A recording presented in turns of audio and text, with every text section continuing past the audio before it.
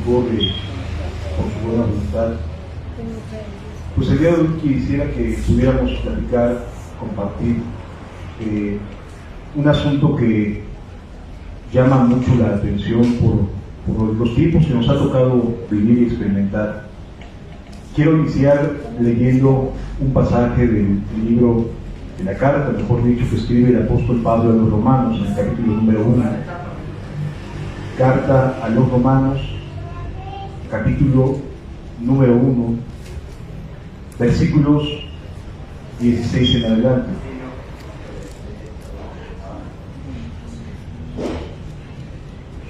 Romanos, capítulo número 1, versículo 16. Pablo en este momento se encuentra escribiendo a un grupo de discípulos que no conocen.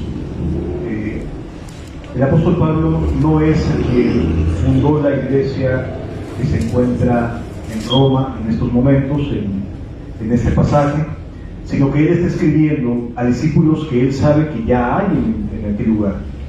Aquellos discípulos, aquellos cristianos de Roma, no lo conocían, o sea, no sabían cómo era Pablo, no habían convivido con él, simple y sencillamente escuchaban acerca del apóstol Pablo como aquel misionero que andaba de un lugar a otro predicando el evangelio. Y en varias ocasiones el apóstol Pablo les expresa a través de cartas o a través de alguna persona que viajó hacia allá, hacia Roma, su deseo de ir a Roma, de ir a la capital del Imperio Romano para compartir el evangelio. Y el versículo 16 nos dice de la siguiente manera el apóstol Pablo: porque no me avergüenzo del evangelio. Y luego nos explica por qué razón no se puede avergonzar del evangelio. Dice la escritura: porque es poder de Dios para salvación. Si aquí nos damos cuenta, el apóstol Pablo no tenía en mente estar yendo a levantar templos, iglesias, religiones, etc.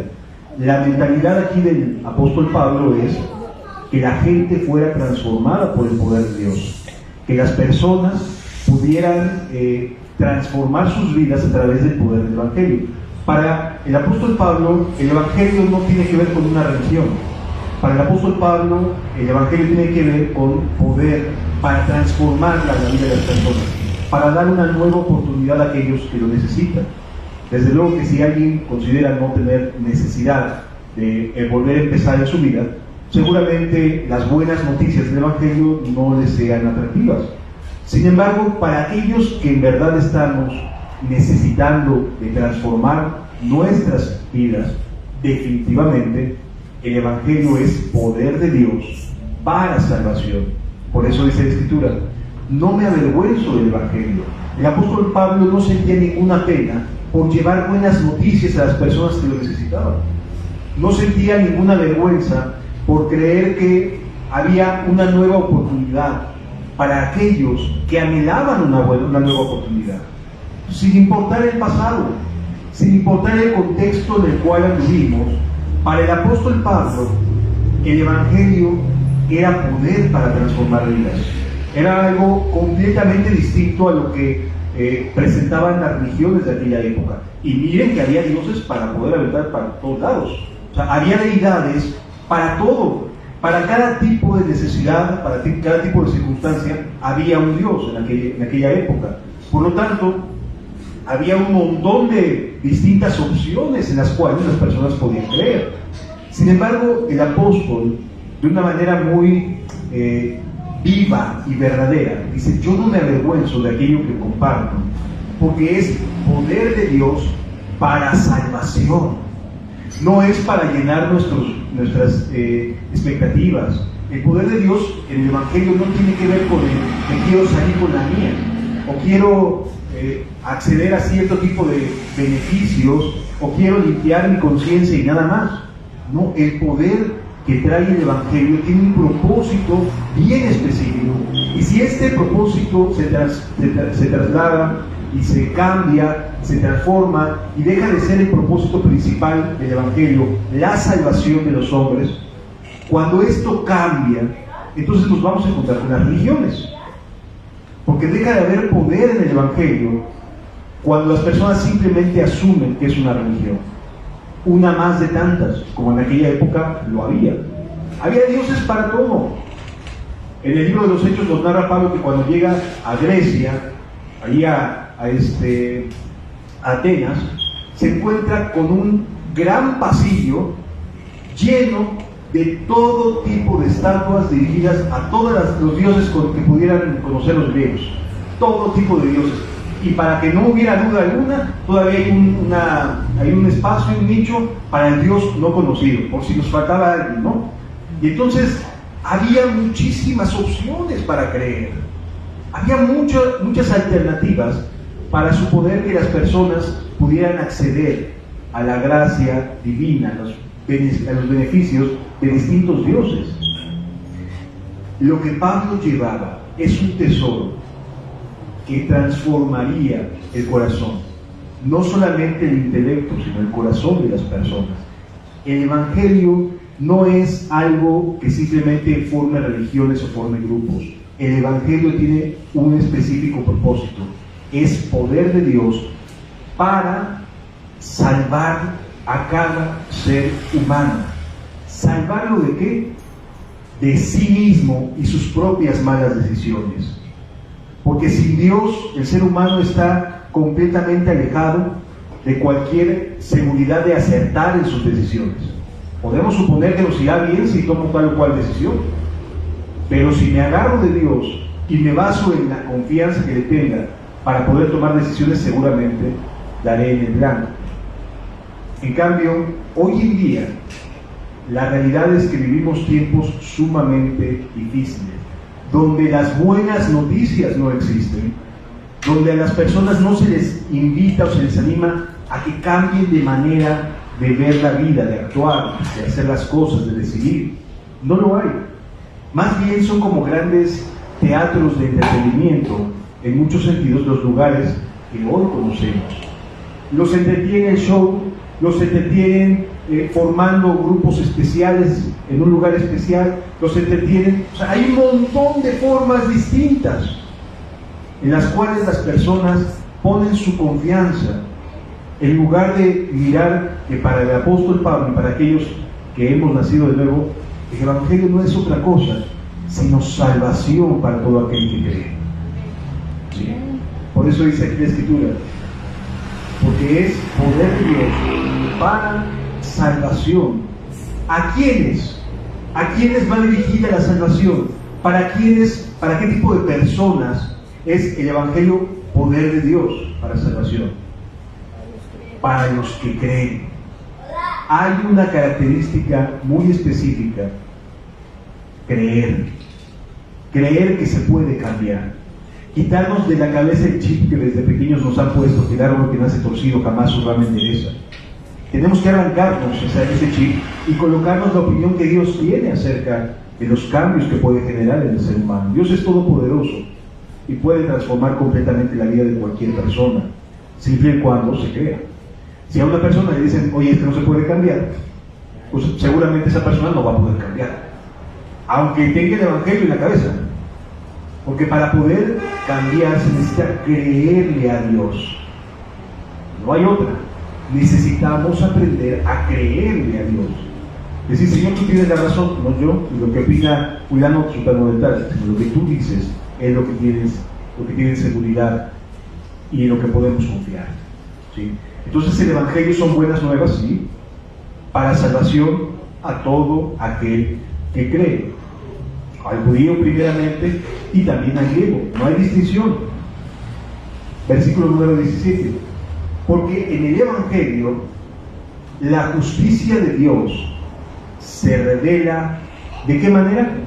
Dice aquí, por fe y para fe. Es decir, la salvación llega a nuestras vidas por medio de la fe, por medio de la confianza.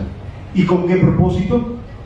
Para tener más fe, para vivir de manera permanente en la fe. Como está escrito, mas el justo por la fe vivirá.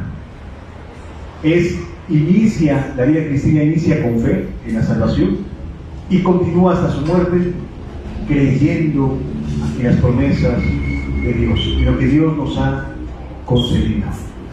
¿Sí? En otras palabras, la fe en la cual camina el cristiano es fe porque no se puede ver. O sea, por eso es fe. Confío en Dios no por lo que sepan con mis ojos, no porque mis ojos hayan visto cosas o hayan visto las buenas nuevas del Evangelio, sino que es a través de nuestra confianza en Dios que se va viviendo cada día. Entonces, ¿cómo puede una persona, y es una pregunta que de verdad deberían de hacerse muchísimas personas, cómo puede un ser humano creer o confiar en Dios si no conoce las promesas, los compromisos que Dios ha hecho a favor de los que creen? Hay más de 3.500 promesas en la Biblia. Y si no conocemos lo que Dios nos ha concedido, ¿cómo podemos decir, quiero vivir por fe? O aspiro a vivir por fe. Más de 3.500 promesas en la Biblia son compromisos que Dios ha hecho con el ser humano. Más de 3.500. ¿Cómo es que no las conocemos? Como para vivir en función de lo que Dios se ha comprometido a hacer a nuestro favor. Nada más por poner un ejemplo. En la Biblia existen 613 mandamientos. O sea, eso es lo que Dios podríamos pensar que le pide al ser humano. Obedece, son 613 mandamientos. Y de esos, muchos de ellos ya están abrogados porque eran del Antiguo Testamento. Entonces hay que bajarle bastante a la serie de mandamientos. Es muy poquito lo que Dios nos pide. Muy poquito, confianza. Eso es todo. En comparación con el compromiso que Él hace a favor del ser humano. 3.560 y tantas son las promesas de toda la Biblia. Y son compromisos que Dios hace con nosotros. Vivir por fe significa que conozco de esas, a lo mejor no las 3.500, no me las sé de memoria, pero sí las suficientes para poder vivir cada día teniendo la oportunidad de conocer cómo Dios sí cumple lo que promete. Vivir por fe es, Señor, te creo a ti, aunque todavía no lo vea. Y entonces voy a tomar decisiones en función de lo que tú me has prometido, aunque todavía no lo vea. Eso es vivir por fe. Vivir por fe significa decir, Señor, voy a creerte, a pesar de que el día de hoy me esté yendo como en feria, voy a creerte y voy a confiar en lo que tú te has comprometido a hacer. Más de 3.500 veces, de distintas maneras, y de toda clase de promesas, amado. Promesas que van desde la salvación, desde la provisión, en el reino de los cielos. O sea, hay un montón de temas en los cuales Dios se ha comprometido con nuestras vidas. Digo, si Dios no quisiera relacionarse con nosotros, 3.500 compromisos ha hecho. O sea, los políticos hacen 10 y 20, o 20, ¿no? Y ya se cansaron. Bueno, Dios se ha comprometido 3.500 veces con el ser humano a respondernos si le creemos, y ni aún así nos atrevemos a seguir, porque no conocemos lo que Dios nos ha concedido. Muchos de nosotros nos quedamos solamente hasta el tema de la salvación, y es verdad, ese es el principio, pero aquí dice la Escritura, por fe y para fe, es decir, es el inicio y de continuo hasta el final, confiar en lo que Dios se ha comprometido a hacer. ¿Sí me voy a entender? Vivir por fe no significa otra cosa sino que mi vida inicia confiando en lo que Jesús hizo por mí en la cruz y en todo lo que Dios se ha comprometido a hacer. Eso es vivir por fe. Ahora, esto no está sujeto a mí, está sujeto a lo que Él es como Dios Todopoderoso. O sea, las promesas se encarga Él de cumplirlas, no yo. Porque yo no tengo el poder para cumplir esas promesas, pero Dios sí. Entonces, si le creo a Él y creo que tiene poder para cumplirlas, voy a caminar en función de lo que Él ha prometido. Pero si no creemos en las promesas, amados, ¿cómo podemos caminar por fe si ni siquiera las conocemos? ¿Cómo podemos decir, Señor, yo te creo? Sí, pero creemos en una rayita de un camino de 3.500 compromisos que Dios nos ha concedido. O sea, si creemos en Él, tenemos la seguridad de un montón de cosas maravillosas a las que Dios se ha comprometido con cada uno de nosotros. Porque en Él, en el Evangelio, la justicia de Dios se revela. ¿De qué manera? Por fe. ¿Y con qué finalidad? Para fe. Como está escrito, el justo por la fe vivirá. Si somos justos, vamos a vivir confiando en lo que Dios ha prometido, no en voltear a ver cómo me porto. Eso es de segunda línea. O sea, el portarse bien es como una consecuencia de confiar en Él. No es la prioridad, es la consecuencia de que estoy confiando en lo que Dios se comprometió a hacer conmigo. Dios me quiere llevar al reino de los cielos, entonces estoy seguro de que me va a llevar, y entonces le creo y empieza a cambiar mi vida. Comienza a cambiar mi vida porque estoy creyendo que me quiere llevar al reino de los cielos. Y mis acciones comienzan a cambiar. ¿Porque yo soy bueno? No, porque estoy creyéndole a Él. Por eso empieza a cambiar la vida de la gente. Por eso el Evangelio es poder para salvación. Porque Él se ha comprometido a hacerlo. Y eso es maravilloso. Porque no depende de nuestras fuerzas. Muchas veces decimos, es que no hagas las cosas en tus fuerzas, pero sí entendemos lo que significa. Porque a veces podemos repetir como un eslogan aprendido, es que estás haciéndolo en tus fuerzas. ¿Qué significa? ¿Qué significa estar haciéndolo en tus fuerzas? Significa que te estás esforzando por ti mismo sin confiar en lo que Él y su poder pueden hacer por medio de ti. Esa es la enorme diferencia. Entonces, en la Biblia, para poder acceder a una promesa, necesitamos confianza. Confianza, amados. No puedes decirle a Dios, sí que creo en esta área, pero en esta, como que me cuesta un poquito más de trabajo. O sea, si crees que te puede ayudar respecto a tu salvación y que te ha limpiado por su sangre, ¿por qué no le puedes creer de que te va a llevar hasta el final? Y de que es poderoso para salvarte y que puede guardarte sin caída. Por supuesto que puede hacerlo. El problema es que nada más estás viendo una porción muy pequeñita de lo que se ha comprometido a hacer. Es más, estamos viendo algo que ya hizo en el pasado, que fue que Jesús llegara a la cruz. O sea, nuestra fe está fundamentada en lo que ya hizo, pero no en lo que va a hacer en nosotros.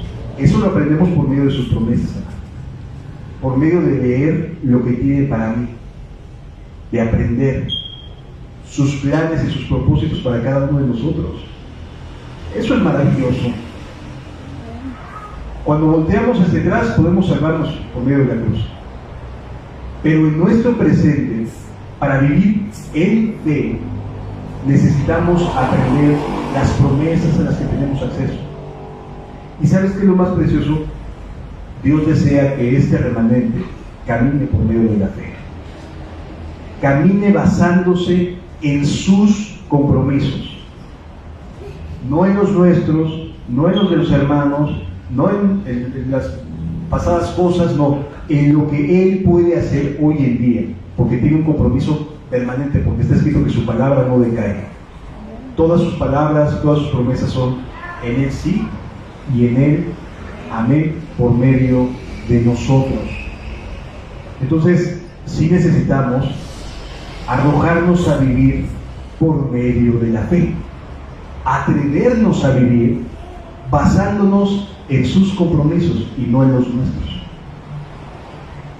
Cuando la Biblia nos dice que se conviertan al Dios de ellos, significa básicamente decir, Señor, ya me cansé de mis malas decisiones, ya me he equivocado un montón de veces, ya me he llevado cada trancazo por andar confiando en quien no debo.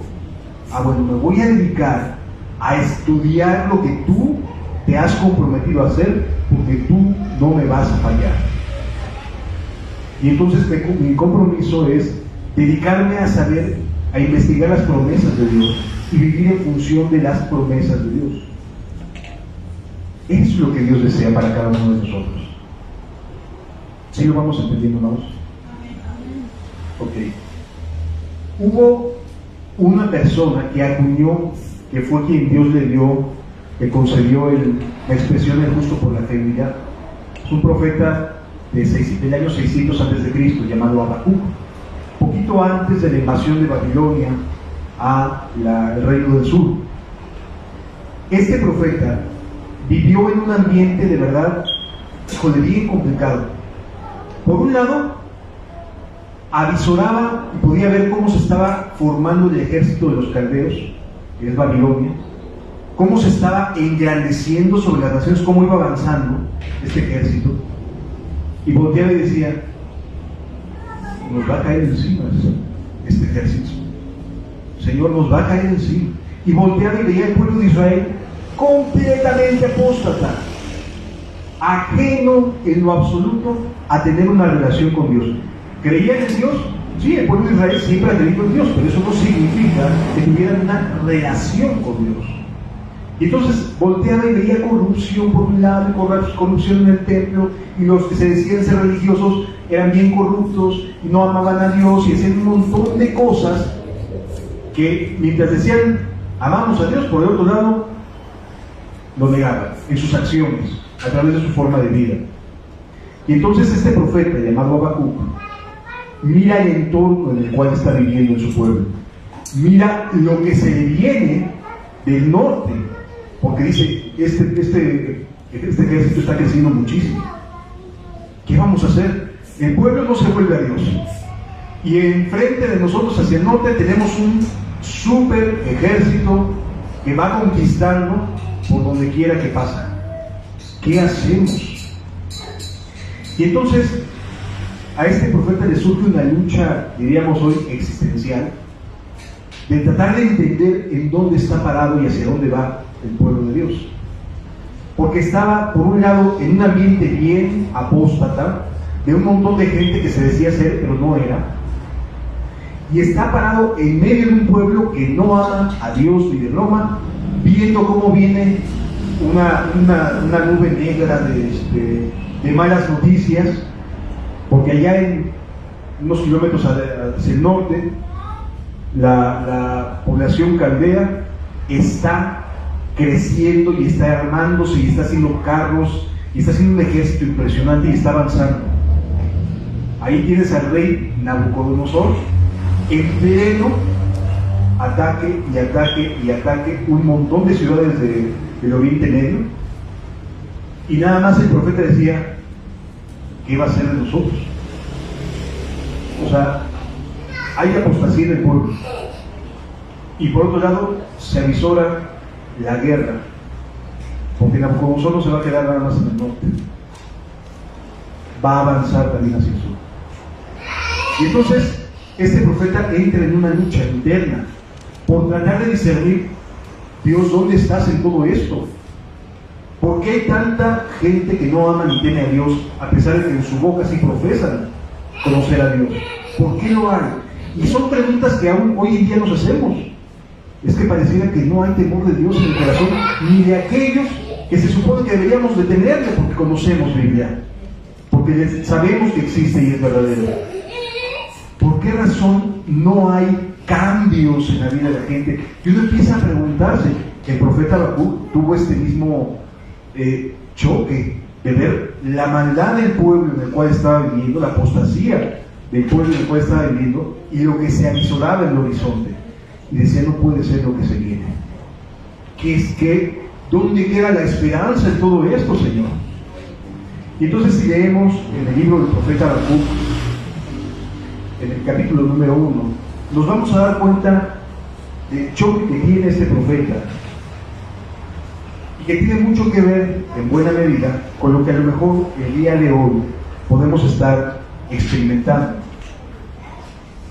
Libro del profeta Habacuc, a partir del capítulo número 1. Nos vamos a ir saltando algunas cosas para poder avanzar rápido. Dice la Escritura, la profecía que vio el profeta Habacuc. Versículo 2, esta es la pregunta que estaba calando sus huesos del profeta, en su mente. ¿Hasta cuándo, oh Jehová, clamaré y no oirás? O sea, es alguien que oraba, ¿verdad? Es alguien que estaba pidiéndole a Dios que hiciera algo por el pueblo de Dios, que hiciera algo que avivara. De hecho, es él el que dice, oh Jehová, aviva tu obra en medio de los tiempos, en el capítulo 3. Pero él está pidiendo que algo suceda en las vidas de la gente. Veía a su pueblo reventado, apóstata, lleno de maldad, lleno de corrupción, lleno de idolatría, lleno de malas decisiones. Y él dice, ¿hasta cuándo, oh Jehová, clamaré y no oirás? Y daré voces a ti a causa de la violencia y no salvarás. O sea, de verdad estaba muy preocupado el profeta y estaba en un conflicto real. O sea, estas preguntas no son preguntas retóricas, son preguntas de alguien que está claudicando, que está diciendo qué está pasando. O sea, no veo por dónde haya una mejoría en el ambiente que tenemos, ni de manera religiosa, o sea, en el pueblo, ni tampoco externa. Las cosas no pintan nada bien. Estaba a punto de entrar en una etapa muy oscura, de circunstancias muy, muy difíciles. Versículo 3, ¿por qué me haces ver iniquidad y haces que vea molestia? O sea, es alguien que estaba dolido por lo que estaba mirando. Es alguien que estaba atormentado, que vivía angustiado por decir, es que no se frena la maldad. No hay manera de frenarla. El pueblo está enfocado en sí mismo. El pueblo de Dios está simple y sencillamente ciclado en sus propios compromisos, en sus propios pensamientos, llenos de maldad. ¿Por qué me haces ver iniquidad y haces que vea molestia? Destrucción y violencia están delante de mí, y pleito y contienda se levantan. Estas son las características de la sociedad hebrea, de la sociedad judía del siglo VI a.C. Estas eran las condiciones. Gente violenta, gente que era irascible, que se arrancaba el enojo en un momento y agarraban la espada y podían matarse unos a otros en cualquier instante. O sea, no había temor de Dios, no tenían a Dios en sus pensamientos ni en su corazón. Eran personas de verdad que estaban metidas en sus propios rollos, diríamos hoy, y que lo demás ni les preocupaba ni les interesaba. Cumplían ceremonialmente con lo que pensaban que era correcto y se acabó. Pero nada más. ¿Sí? Continúa diciendo capítulo 4, por lo cual la ley es debilitada.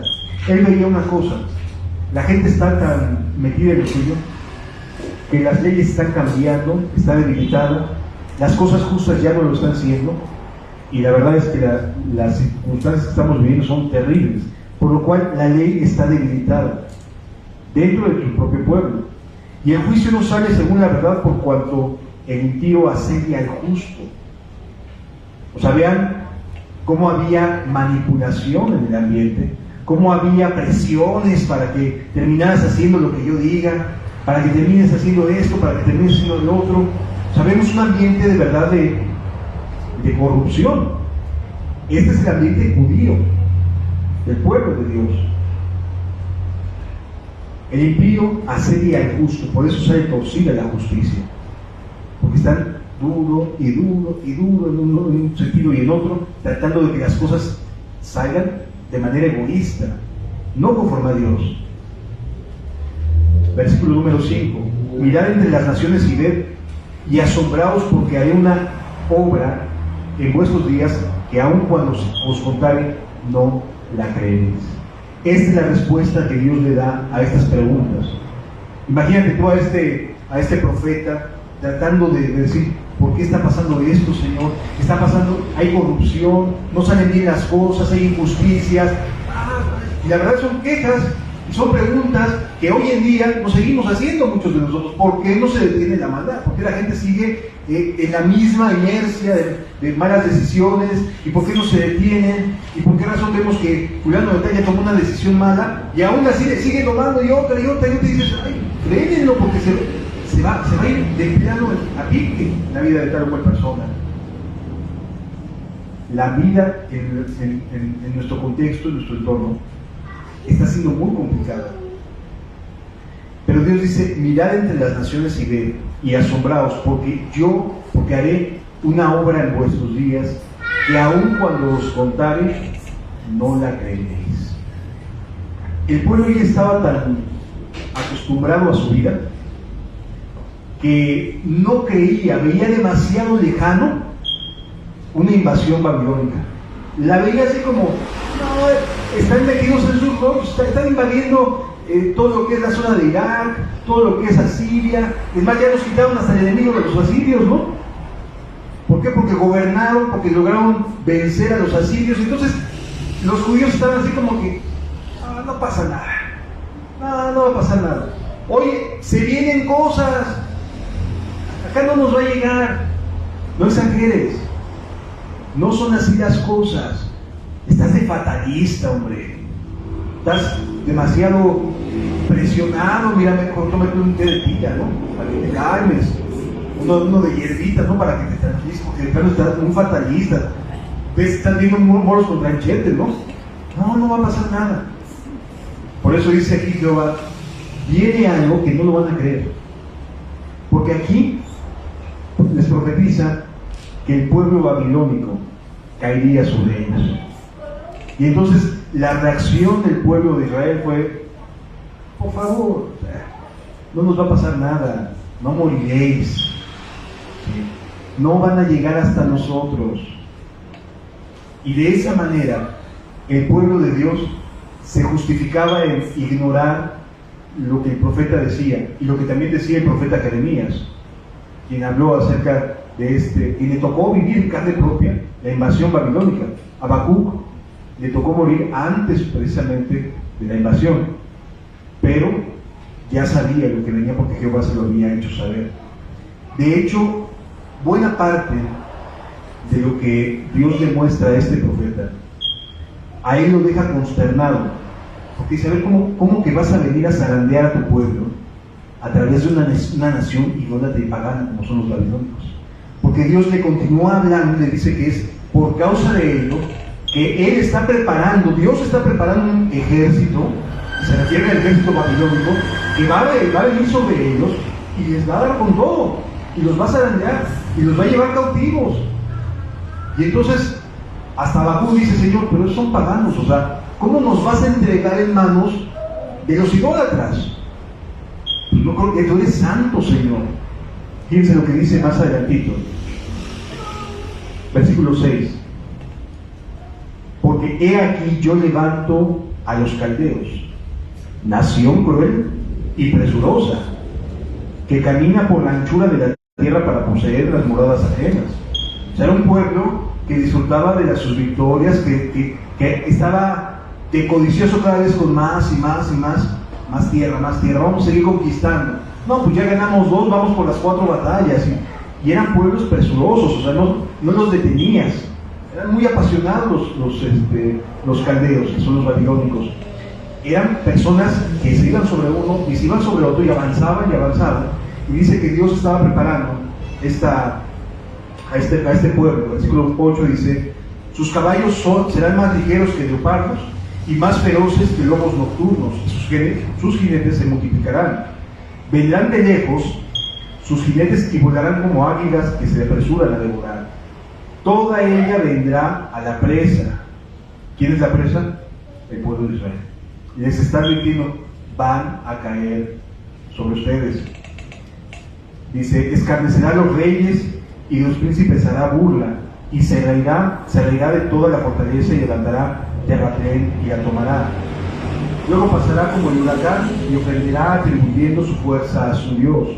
O sea, imagínate que el pueblo de Dios, sabiendo que Dios está con ellos, no, aquí Dios está conmigo, hermano, y está tomando un montón de malas decisiones Y Dios diciendo al mismo tiempo, Dios está conmigo. Y cuando viene la catástrofe, viene su caída, dice, ay, pues es que ¿cómo es posible?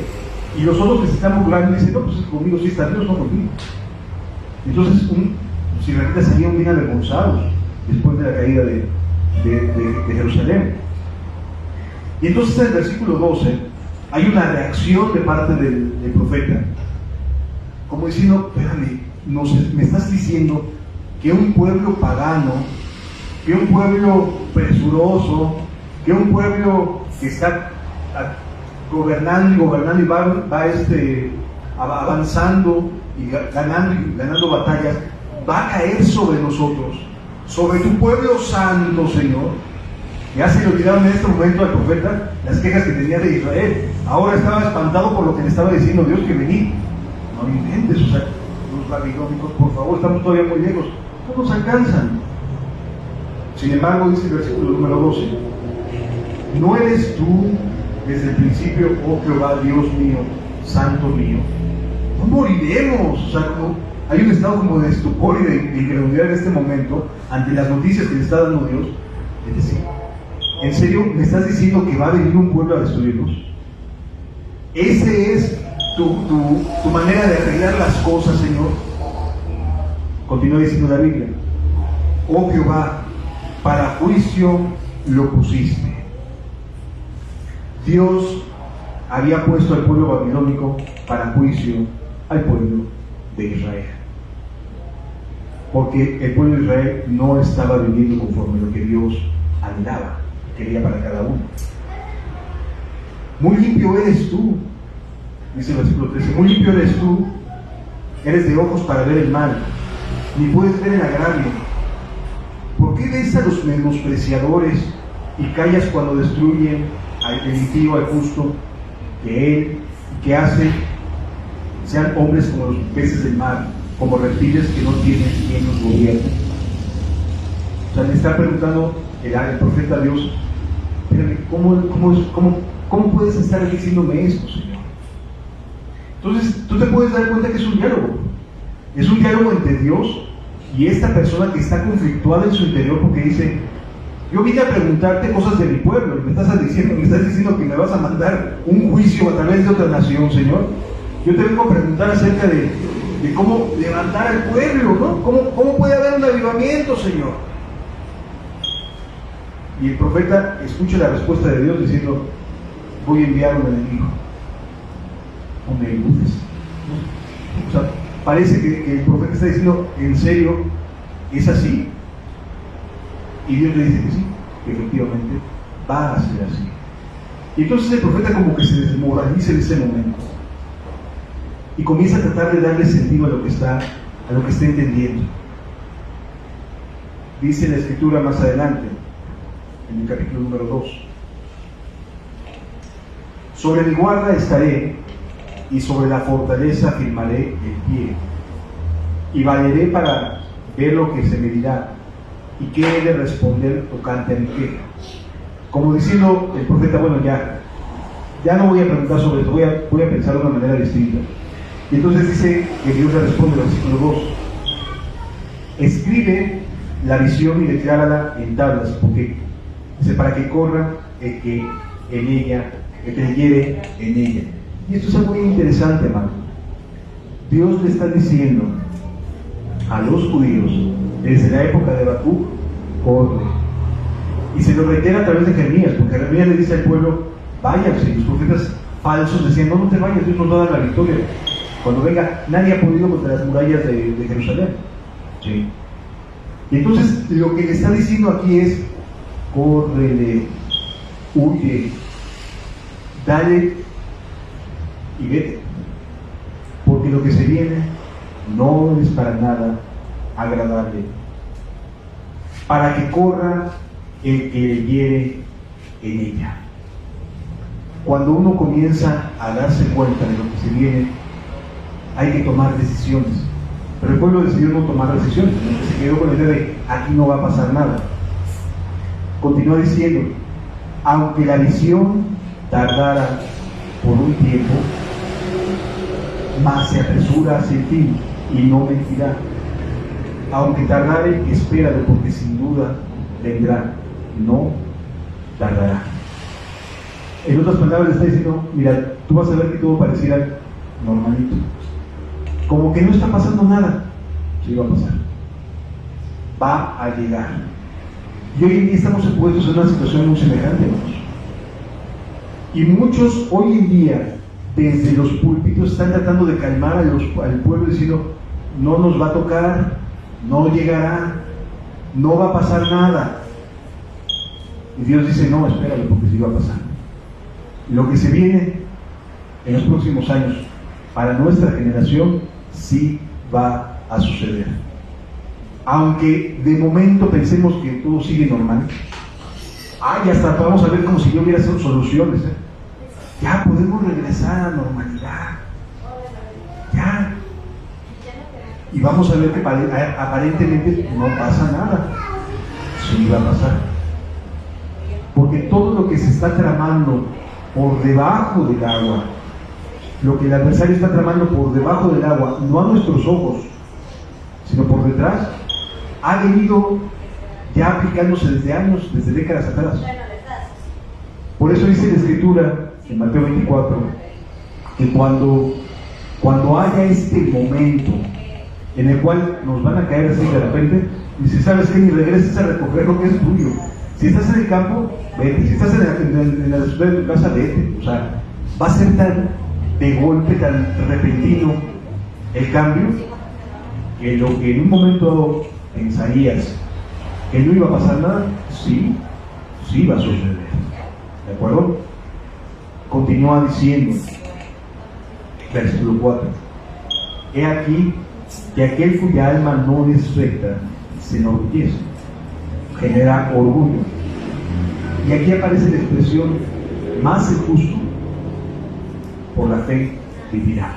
O sea, ¿en qué momento aparece esta expresión? En un momento de apostasía, en un momento donde no están saliendo bien las cosas, pero para nada, donde el pueblo de Dios no está creyendo realmente en su Dios, tiene la doctrina, tiene la religión en su cabeza, pero no está viviendo, no está creyendo a Dios. En un ambiente así es cuando aparece el justo por la fe vivirá.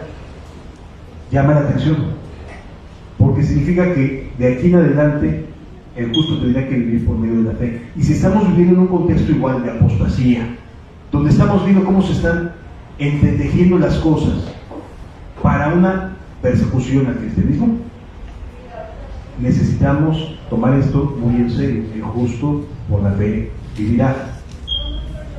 Tenemos que aprender a vivir de las promesas que Dios y de los compromisos que Dios ha hecho, porque lo que se viene no es para nada algo que nosotros podamos enfrentar con nuestras propias fuerzas. Necesitamos echar mano de la vida eterna, de las promesas que Dios nos ha dado. ¿Sí? Nosotros creo que estamos en un contexto como el que estaba Habacuc. Ve venir en el horizonte lo que se viene, y ya está sintiendo algunos estragos de ello, y al mismo tiempo sabe que en el pueblo hay apostasía. ¿Cómo le vamos a hacer frente a eso? Y es una pregunta que vale la pena hacernos hoy en día. ¿Cómo le vamos a hacer frente a la gran tribulación? A lo que se viene. Aunque ahorita no veamos nada, y a lo mejor en los próximos 2 o 3 años no vamos a ver nada, va a parecer que todo está bien. La gente se va a volver a la calle y dice, es el hermano fatalista, ¿no? Que ya nos mandó el apocalipsis aquí, ¿no? No va a parecer que está pasando nada, pero sí se están entretejiendo cosas detrás. Sí. Se están afirmando cimientos para una era terrible. Cuando menos 2 años, no una era, pero sí una buena cantidad de años terrible todavía. Entonces, sí es importante entender que este profeta, en un ambiente así, de cambio, porque venía un cambio, se sentó y dijo, el justo por la fe vivirá. ¿Entendemos a qué estamos siendo llamados? A vivir por fe. Porque lo que se viene se va a salir fuera de nuestro alcance, de nuestras manos, de nuestra capacidad de decidir. Se va a salir fuera de nuestro entorno de poder decir, esto se hace así, esto se hace asado y así. se nos va a salir fuera de las manos lo que se viene. Por lo tanto, no nos aferremos a nada, hermanos. De verdad se los digo, no nos aferremos a nada. Si en algún momento hay que salir huyendo, que nuestra mente y nuestro corazón haya disposición a dejarlo todo sin necesidad y salir por patas. ¿Sí? Porque las cosas no van a mejorar. La semana pasada estaba leyendo una noticia, no sé si supongo que sí la habrás leído, de que van a hacer una lista de personas que se opongan a las nuevas ideologías y a los nuevos derechos, etcétera, etcétera. Van a hacer una lista de quienes no estén de acuerdo con ellos. La ONU lo está diciendo. Entonces va a haber una lista negra con nombres de personas, de gente que no esté de acuerdo, que pueda llamarse disidente, ¿no? A las nuevas normalidades, a las nuevas reformas, a los nuevos derechos humanos y a la ideología de género, etcétera, etcétera. Bueno, quien no esté de acuerdo con esa manera de pensar va a aparecer en una lista. Con todo gusto después les hago llegar el link. Pero está ahí en la página de Naciones Unidas. Se están preparando las cosas para que cuando menos sepamos, se vengan las presiones. ¿Sí me debe entender?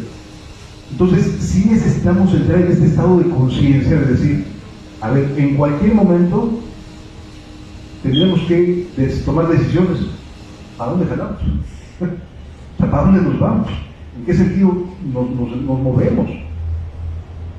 Las cosas van a cambiar, por eso es importante que guardemos en el corazón esta plática. El justo va a vivir por medio de la fe, porque no importa que a lo mejor tengamos que agarrar caminos distintos en algún punto hacia adelante, por causa no de que querramos, sino de lo que se viene encima. Que sepamos que el justo vivirá por la fe, que preparemos nuestros corazones para vivir por la fe. Y eso es lo que Él desea que tengamos en nuestros corazones, que conozcamos las promesas de Dios, para que podamos decirle: Señor, tú prometiste esto. No es un compromiso mío, aquí lo dice. Ayúdame, yo te voy a creer, Señor. Quiero creer que hay cambios, quiero creer que las cosas pueden ser distintas en mi vida. A lo mejor a mi alrededor se caen a pedazos las cosas, pero quiero cambiar yo. Quiero que aquí adentro sucedan cosas. Primero cambio yo para que lo de afuera pueda tener un aspecto distinto, lo pueda enfrentar de manera diferente. Sí, pero quiero cambiar yo. Entonces, ¿en qué momento aparece el justo por la fe vivirá? En un entorno de apostasía y de un imperio que estaba a punto de acabar con Jerusalén. Históricamente eso sucedió unos años después. Entonces, si estamos pensando en que estamos en un contexto muy parecido, donde al cristiano se le dice nada más porque va a un lugar, no por lo que vive, sino porque va a un lugar. Y entonces, eres cristiano, ¿por qué? Porque va a la iglesia. ¿Y eso qué? Si en su día a día no está viviendo, confiando y experimentando las promesas de Dios, pues no es cristiano, aunque se diga serlo. No sé si me doy a entender, hermanos. Jesús no vino a formar religiones, vino a formar personas que estuvieran dispuestas a cambiar, que quisieran cambiar. Que nos reunamos, qué bueno, pero es que Dios lo que quiere es que seamos personas independientes, que tomemos nuestros propios criterios en función de lo que nuestro corazón, a la hora que estamos leyendo la Biblia, nos esté siendo mostrado. ¿Sí? Y que podamos ser personas capaces de que si estamos aquí, o estamos en Indonesia, o estamos en la selva lacandona, o estemos en Yucatán, o estemos donde estemos, podamos tener una relación con Dios, donde quiera que estemos. Por eso es importante decir, el justo vive por la fe, no por las obras, no porque si va a una iglesia o no, no por dónde se congrega, nada tiene que ver con eso, tiene que ver con una relación íntima con Dios. Y entonces sí, si estoy aquí, si estoy en Argentina, si estoy donde esté, tengo una relación con Dios. Sí, me deben entender, hermanos. Cuando este hombre que estaba en este estado de conflicto comienza a recibir las respuestas a sus preguntas, se da cuenta de que hay esperanza después de todo esto. Pero la esperanza ya no tiene que ver con un pueblo. El pueblo de Israel, después de que es deportado a Babilonia, básicamente se desintegra.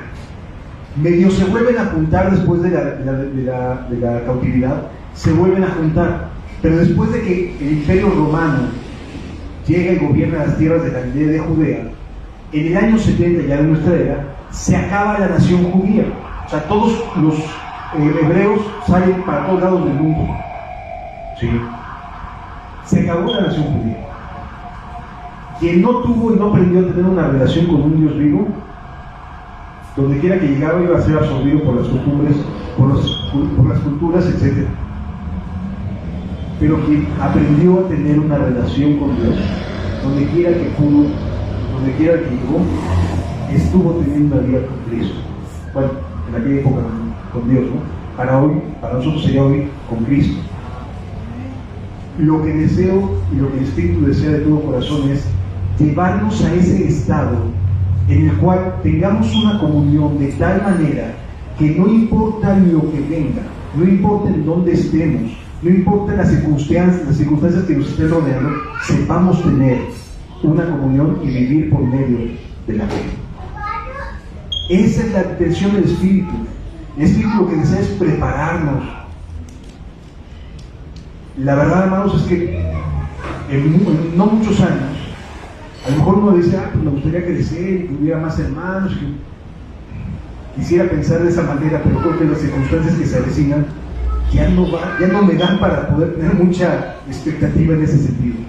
Lo único que desea el Espíritu es preparar nuestros corazones. Y estar dispuestos, y mientras podamos, adelante. Y cuando no podamos también, adelante. Pues seguimos contando a ver dónde, debajo de un árbol, ¿no? Pero sí es importante entender que no dependemos de ninguna otra cosa más que de Dios y de los compromisos que Él ha hecho con nosotros. Entonces, cuando este profeta comienza a entender esto, que va a venir el pueblo babilónico y que se va a armar el descarriate, que todo el mundo va a salir corriendo y que no, dijo Dios, pues el justo por haber fe vivirá, porque no va a quedar de otra. Ya no va a haber pueblo, ya no va a haber nada que me diga, yo soy el pueblo de Dios. Ya no va a haber eso. ¿Qué sí va a haber? Lo que Él se ha comprometido en su misericordia y sus promesas para con nosotros. ¿Sí? Y entonces, en el capítulo número 3, nos dice, versículo 1, oración del profeta Habacuc sobre Sigionot. Oh Jehová, he oído tu palabra y entiendo lo que viene, Señor. Entiendo lo que has decidido hacer. Y sabes qué, te creo. Y luego dice, oh Jehová, aviva tu obra en medio de los tiempos. No porque Él estuviera pensando en un pueblo unificado, sino porque Él estaba viendo que iba a haber un pueblo disperso y que donde quiera que hubiera un judío hubiera avivamiento. Donde quiera que hubiera un cristiano, que haya avivamiento. Sí, lo entendemos. El anhelo que el profeta tiene no es de todos juntitos, vamos a avivarnos. Él está viendo lo que se avecina y dice, nos van a esparcir. Oh Jehová, aviva tu obra en medio de los tiempos. No vamos a poder vernos hacia adelante durante mucho tiempo. Oh Jehová, aviva tu obra en medio de los tiempos. ¿Qué perspectiva tan distinta a veces tenemos de lo que estaba pasando realmente en la cabeza de aquel profeta a lo que a veces nosotros queremos decir? Ay, qué padre se escucha, oh Jehová, aviva tu obra en medio de los tiempos. Sí, pero mira el contexto en el cual él estaba diciendo, nos van a esparcir. Se va a venir sobre nosotros una persecución. Nos vamos a acabar dispersos. Oh Jehová, aviva tu obra en los tiempos. O sea, manténnos, Señor, en donde quiera que estemos. Manténnos en la fe, el justo por la fe vivirá. Oh Jehová, aviva tu obra en medio de los tiempos. En medio de los tiempos, hazla conocer. Que se note, Señor. Lo triste es que cuando finalmente los cautivos van a Babilonia, se mezclan y se hacen como los babilónicos. Terminan aquel pueblo que sale como remanente, terminan con costumbres. De hecho, el libro del Talmud, que es la base religiosa del judaísmo moderno, moderno, ultraortodoxo, los ultraortodoxos de hoy en día, se basan en el Talmud. El Talmud es un libro que surge en Babilonia, no estaba antes. Es que todos los eruditos y rabinos que se fueron deportados a Babilonia comenzaron desde aquel momento a escribir sus comentarios acerca de la Torá, o sea, de las leyes de Moisés. Entonces, bueno, ¿cómo vamos a vivir aquí? Pues estamos aquí en Babilonia, estamos aquí en Susa, la capital del imperio, pues vamos a ver cómo vamos a vivir. ¿Qué dice la Torá? Y entonces comenzaron a adaptar la Torá a su nueva realidad. Y empezaron a hacer exégesis, o sacar los comentarios de lo que estaban leyendo para su nueva realidad. Y terminaron haciendo unas mezclas bien supersticiosas. ¿Has escuchado de las cábalas? Estas que se supone que son los primeros 12 días del año, que así se va a comportar. Bueno, esas cábalas vienen del Talmud, porque los judíos creen que cada día representa una especie de visión hacia adelante de lo que va a venir, o cómo se va a comportar el clima durante los siguientes 12 meses. ¿Sí? Vienen del Talmud, es decir, en el Talmud están concentradas las creencias de los ultraortodoxos de hoy en día. ¿Sí me doy a entender? Ahí se generó una mezcla horrible, con todo respeto para los de extracción judía, ¿no? Pero se generó una religión mezclada entre la Babilonia y el judaísmo. Bueno, lo que quiero decir con esto es que si no aprendemos a que Dios nos avive donde quiera que estemos, vamos a acabar mezclados. Podemos acabar y terminar diciendo, pues sí, en serio, pues de modo, ¿no? O sea, aquí con la red no tengo para comer. O sea, a ese grado podemos acabar justificando cosas que la Biblia nos enseña a no justificar. Por eso es importante entender que el justo vivirá por la fe. Confiemos en Dios donde quiera que estemos, en las circunstancias que tengamos que estar enfrentando, y que Dios haga conocer su palabra en medio de un ambiente tan contrario. Dice la Escritura, y quisiera terminar con esto, en el capítulo 2, cuando Dios está narrando lo que se avecina. El capítulo 2, lo que ves en su estructura, básicamente es el tipo de dominio que que ejerce el pueblo babilónico sobre el mundo conocido de aquella época. Y es una mezcla entre lo que podríamos pensar que es capitalismo y socialismo.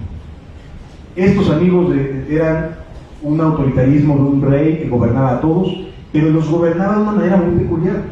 Les permitía ejercer su religión, entre comillas, y los mantenía bien endeudados.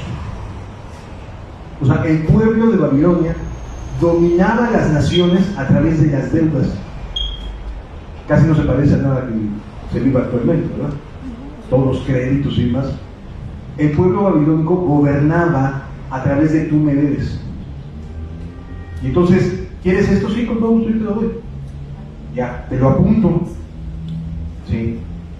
Es decir, muy buena medida de parte del capitalismo actual, ¿no? Endeudar a la gente para mantenerla dependiente siempre de esa entidad, o en este caso de este gobierno. Entonces, en el capítulo 4 se nos detallan las 4 directrices que gobernaba el pueblo de Babilonia. Ahí están descritas, pero además históricamente se ha comprobado que efectivamente el pueblo babilónico eran prestamistas por excelencia y le entraban los intereses que hacían que la gente terminara siendo esclava del trabajo para nada más estar pagando. ¿Sí? Así actuaba el pueblo de Babilonia, ejercía sus gobiernos de esa manera. Entonces, ¿no me quieres pagar? Ya sabías que tenían un ejército, así como los ejércitos de hoy, que te caía encima y se acabó el pueblo por no pagar. ¿Se acuerdan de la guerra de los pasteles de Francia viniendo sobre México? Porque no tenía México para pagar sus compromisos de deudas externas. Bueno, algo así. Entonces, Babilonia tenía un ejército impresionante con el cual iban a cobrar de los intereses a los morosos. Entonces había como una especie de mezcla, amados, entre lo que es el capitalismo y el socialismo, porque había un autoritarismo por parte del rey de Babilonia tremendo, de tal manera que tú puedes ver ese entorno, pero hay una esperanza bien hermosa en ese ambiente. Por eso digo que lo que estamos leyendo de Habacuc parece que estamos leyendo las noticias del presente y de lo que se viene hacia adelante. Pero el versículo 14, el capítulo 12, versículo 14 dice lo siguiente: porque la tierra será llena del conocimiento de la gloria de Jehová, como las aguas cubren la mar. O sea, sí es cierto, lo que se avecina no va a ser nada fácil, pero va a ser que los que somos cristianos nos pongamos a chambear. O sea, busquemos el que la gente tenga conocimiento de la gloria de Jehová y que la gloria de Jehová sea conocida como las aguas cubren la mar. ¿Sí? Es una realidad lo que se viene, pero también lo que se viene va a tener una gracia especial. Amén. Y esa gracia con la cual Dios nos va a capacitar es el justo por la fe vivirá. Y entonces vamos a tener una gracia especial de creer que Dios cumple sus promesas y haremos con su ayuda y su misericordia que el conocimiento de la gloria de Jehová se conozca en todos lados, a pesar de estar siendo oprimidos, perseguidos, señalados como un chorro de etiquetas que nos van a poner. ¿Sí me doy a entender, amados? Entonces, sí es importante poder entrar en este estado de conciencia. Las cosas no van a mejorar, aunque parezca por momentos que sí. Particularmente cuando en el corazón y en nuestra mente no nos sujetamos a las nuevas normalidades o ideologías de género y derechos humanos que no parecen muchos derechos, sino que están quitando derechos en muchos sentidos. ¿Sí me deben entender? Entonces es importante poder comprender que lo que se viene tendremos una salida, el justo por la fe vivirá. Qué bueno que ya, benditos ellos que nos limpió con su sangre, pero hay que seguir confiando en él. O sea, tenemos que aprender, y de verdad los invito a que tengamos un estudio de las promesas de Dios para ir sabiendo lo que nos ha concedido. Quisiera precisamente cerrar con un texto de la segunda carta de Pedro, segunda de Pedro,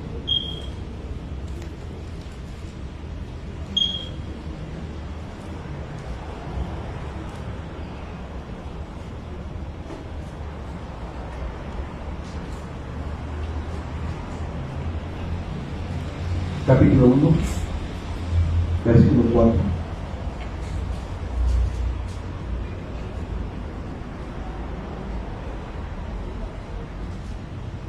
Segunda de Pedro, capítulo 1, versículos 3 y 4, dice: como todas las cosas que pertenecen a la vida y a la piedad nos han sido dadas por su divino poder, mediante el conocimiento, otra vez la palabra conocimiento, lo importante es aprender a saber lo que Dios nos ha concedido, mediante el conocimiento de aquel que nos llamó por su gloria y excelencia, por medio de las cuales nos ha dado preciosas y grandísimas promesas, para que por ellas llegases a ser participantes de la naturaleza divina, habiendo huido de la corrupción que hay en el mundo a causa de la concupiscencia. Dios nos ha concedido maravillosas y preciosísimas promesas. Descubrámoslas. De verdad les invito a comenzar a descubrir. A ver, son 3.500 promesas. Vamos sobre 20, sobre 30. Vamos a descubrir 50, Señor. Que me sirvan ahorita. Que me preparen.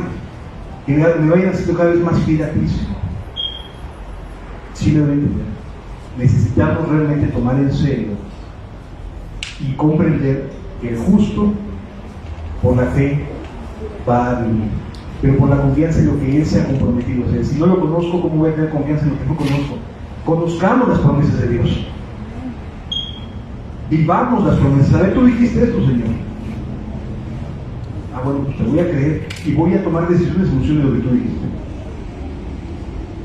¿De acuerdo? Vamos a darle gracias a Dios. Más de 3.000 puntos compromisos has hecho con tu pueblo. Qué importante es aprender a vivir así. Llénanos de tu Espíritu, Señor. Ayúdanos a que seamos personas que estén vivificadas.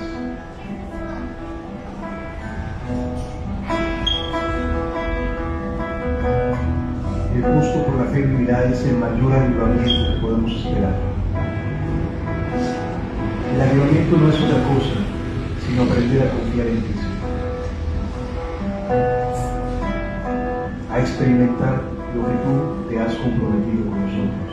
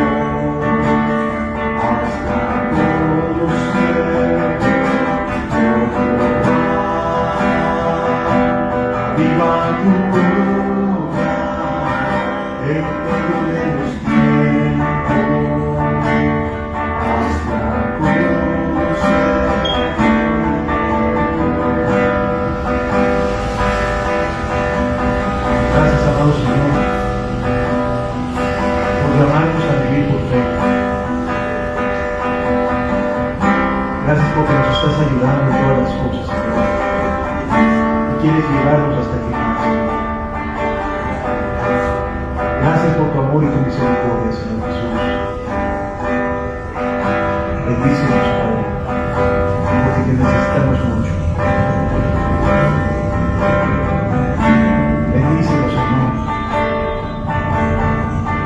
Quita el velo de nuestros corazones, Señor. Enséñanos a vivir por medio de la fe.